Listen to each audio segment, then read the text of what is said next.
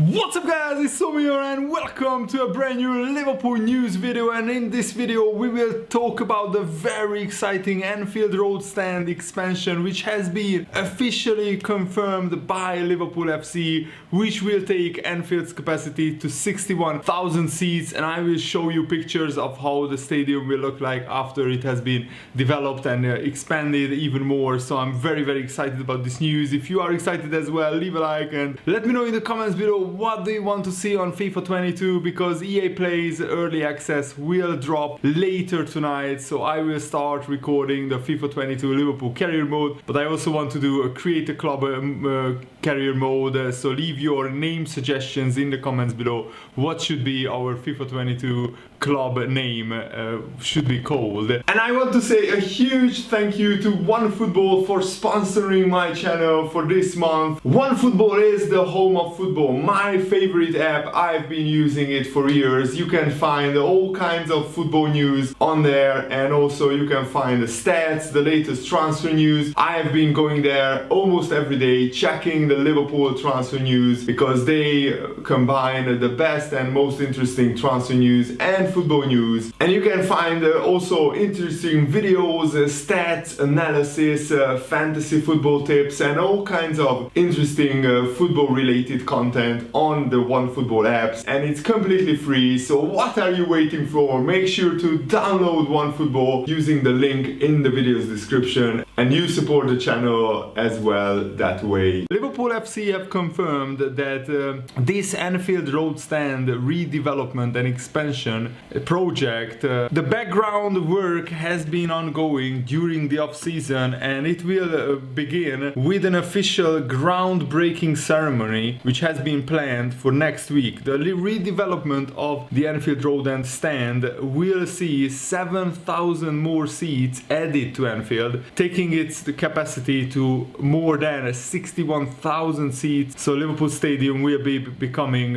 even bigger than Arsenal Stadium, and it will be on the level of Arsenal and Tottenham, and only Man United and I think maybe Man City will have bigger stadiums than Liverpool. The construction of the stand will work in the same way as the redeveloped main stand, with the build taking place throughout the season while matches continue to be played throughout. So they will basically build the stand around the existing stadium, and this is what the managing director of Liverpool FC, Andy Hughes, said. We have been clear from the beginning that in order for this expansion to go ahead, we needed the cooperation of local residents and the community to successfully navigate the complex planning landscape and to ensure the project is financially viable. We needed certainty for this project to progress, and we are now in a position to be able to move forward.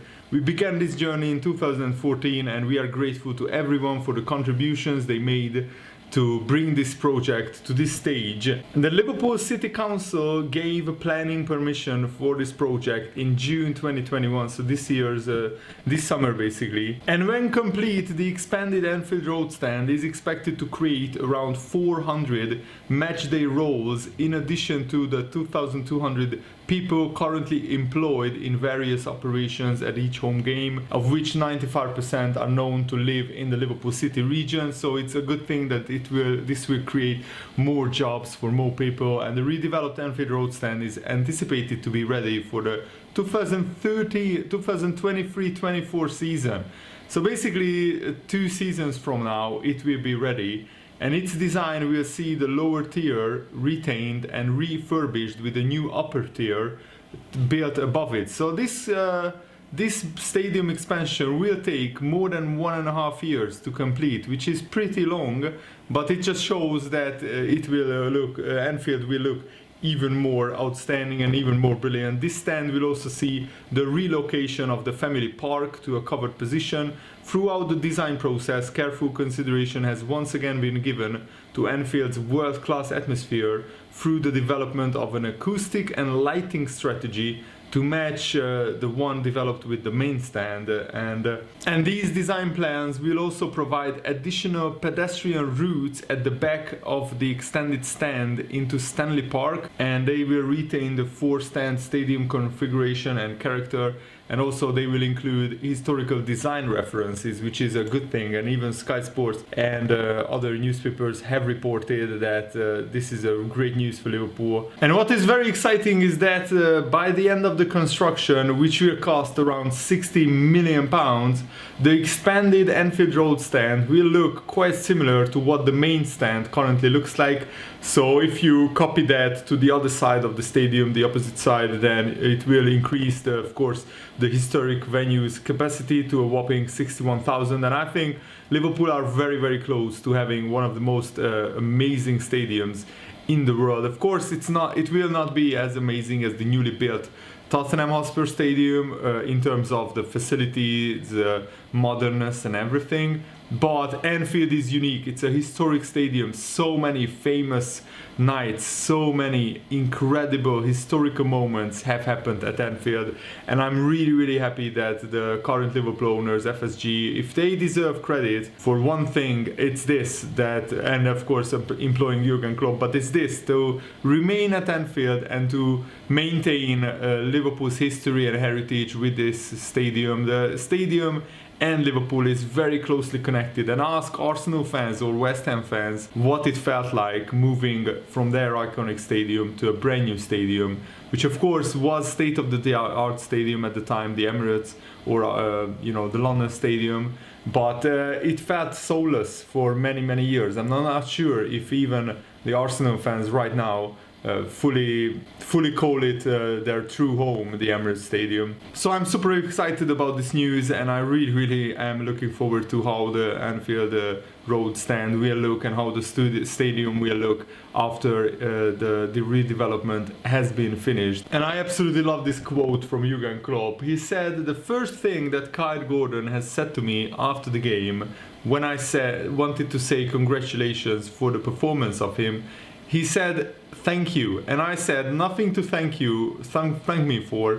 You deserved it.'" And this actually epitomizes everything that Jurgen Klopp is about, including giving true belief to the players and also giving young players a proper chance, a fair crack of the whip, if you like. And you could see Kyle Gordon how much he wanted to perform well, and he played well. And I think he has a very, very bright future at Liverpool. And also Jurgen Klopp gave an injury update, a fitness update on Bobby Firmino. He said, "I was not in doubt about our strength in depth up front.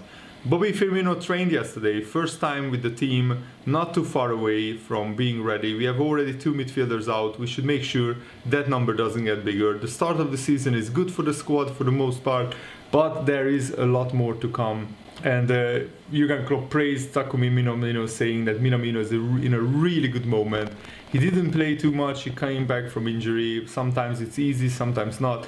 But he's a top-class character, obviously. Footballers want to play. He got injured with the Japan national team. It's not that he didn't play for 16 weeks or whatever. Players need time to get back on track. He deserved his goals. It was good awareness, very quick thinking. And I really hope that Minamino will get a lot more chances in the Liverpool first team, because he looks like a really silky, really class, clever footballer.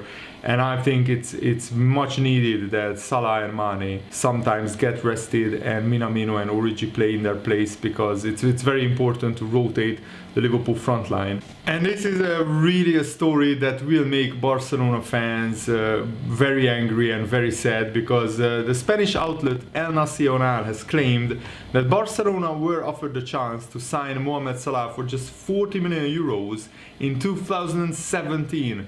So I think back then Salah was still playing for Roma, and Barcelona instead went on to spend 100 million euros on injury-prone winger Ousmane Dembélé after Neymar went to Paris Saint-Germain, because PSG activated his release clause. And of course, with Messi and Suarez still at Barcelona at that time, they probably didn't think they needed Salah. But of course, hindsight is a wonderful thing. Now Messi is a PSG player. Suarez won the title with Atletico Madrid after being released by Barcelona, which I still can't fathom. That was just one of the first of many absolute foolish decisions by Barcelona to do. And of course, Salah is scoring for fun in a Liverpool red for many years now. But I think Barcelona now regret massively not to go for Mo Salah, who became a world-class player at Liverpool. And Jurgen Klopp spoke in depth about Kyle Gordon's performance in his press conference. He said that Kyle Gordon is good. That's what it says about him, his performance. A lot of things to improve, of course, a lot of things to settle, a lot of things to learn. But there is a lot of things already there. We are really happy to have him around, and we will treat him carefully. Let me say it like this. But I'm really happy that he's here. He's a big talent. Conor Bradley, the first Northern Irish player since 1954. If somebody would have told me that before, then I would have brought him probably earlier, but he played the super game, and Tyler really as well. I have to say I'm really happy for the boys. It was a big one for all three of them. The first thing Kite said to me, of course, was to congratulations and nothing to thank me for. I said, you deserved it. Oh fine, these boys are good, and thank God that they are ours. This is a very, very exciting young squad, young part of Liverpool squad. The Liverpool squad overall is, I think, at the peak of their powers. So I think that we have a one hell of a chance to win many trophies in this season, and I really hope we take the League Cup seriously, because we need and we want a cup run. And Joe Gomez also said it was a massive honor for him to be Liverpool captain. Obviously, after the period I've had, the different injuries and coming back, I'm relishing every minute. And on top of that, to be able to captain the side was unbelievable. I really enjoyed it. You are responsible to try to lead as best as you can. Everyone does that in different ways, and you don't want to do anything over the top or out of the ordinary. You want to be yourself. The boys, everyone is unbelievable, so there's not much you need to say. It's just about trying to be confident and give as much encouragement as possible. They all did unbelievable, the academy players. Special mention to each and every one of them. We saw glimpses in pre-season of how good they are. A lot of training sessions, they come up and train with us. They all did unbelievable. It's not easy to come away without much rhythm and make your debut away at a tough place like this. Each of them did really, really well. And of course, Gomez said it. We knew that it was a tough test going to Norwich, coming away to a Premier League team with this many changes, but to come away with a clean sheet and to be as clinical as we were was really positive. Obviously they had their phases in the game, but I think overall we can really be happy. And also Joe Gomez will fight hard for his place in this Liverpool side now that we have three other really great centre backs. He said that desire that you just have to apply it every day in the gym, on the training pitch. That's all I can do. I know I'm at the top team, unbelievable players around me, and part of that is just trying to play your part to push them all the way. Aside from that, it's just patience. I'm enjoying being part of it, being fit. I'm at a great facility and with great people, a great club. I've got to enjoy that and just be ready for when the time comes. And that's absolutely brilliant. I think it sums it up very, very well. What a great attitude Joe Gomez has. And I think this Liverpool squad, with these young players coming through as well, it just plugs a lot of gaps that I thought Liverpool had when it comes to, maybe depth in the forward areas.